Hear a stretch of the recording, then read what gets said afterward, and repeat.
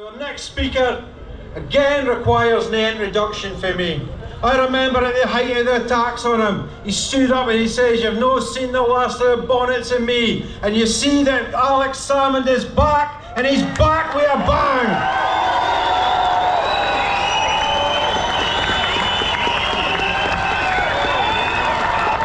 Well, friends, I'm gonna start with a test of loyalty. Who here would rather be undercover in Westminster Abbey? Who here would rather be in the rain in Glasgow Green? Well, that's settled then. It is, of course, a tale of two cities, is it not? In London, the subjects are required to swear an oath of allegiance to the Crown. In Scotland, in Glasgow, the citizens choose to swear an oath of loyalty to Scotland.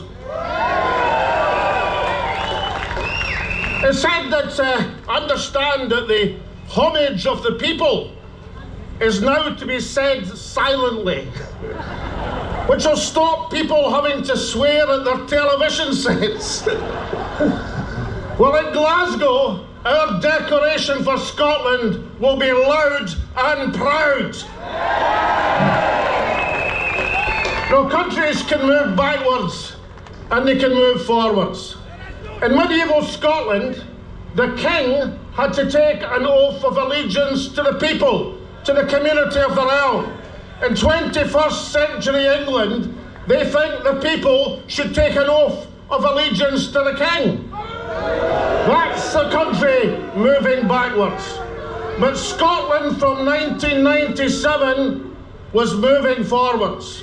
We established our parliament, we established social change for the better. We made progress towards independence. But that, fellow citizens, has come to a halt. We're now in a situation where qualified Scots can't get in to university, where our proud universal health service has people going overseas to pay because they can't wait and suffer in pain. Where in the energy capital of Europe, folk can't afford to turn on their heating. That is the reality of Scotland today. And on the constitutional question, it's turned from being "now is not the time" to a polite no to get stuffed. That's the reality of Scotland today. And therefore, what is to be done? Well, look around. Look around you now. Look at the march we've seen had.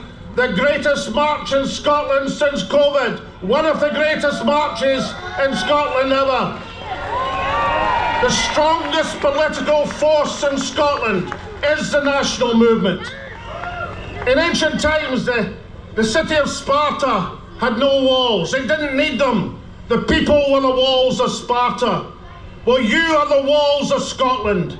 You are Scotland's defenders. You are Scotland's protectors, and you will ensure progress for our country.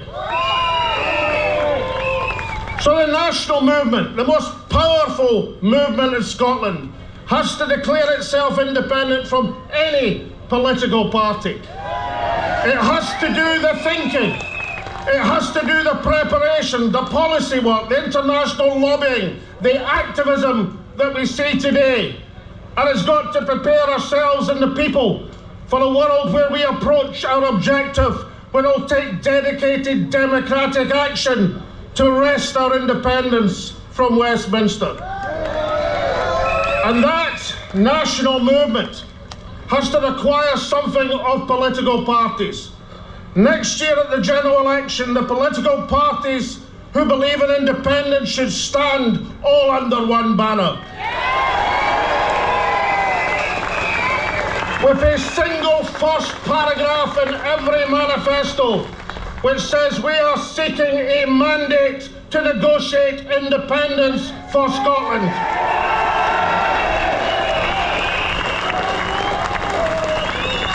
And secondly, we have to make sure that our voice today from this, the most powerful movement in Scotland, is heard loud and clear. that we want our independence, and we want it now. So what do we want? When do we want it? I think other people in Glasgow are going to have to hear it. So what do we want? When do we want it? One more time for the benefit of those in Westminster Abbey. What do we want? When do we want it?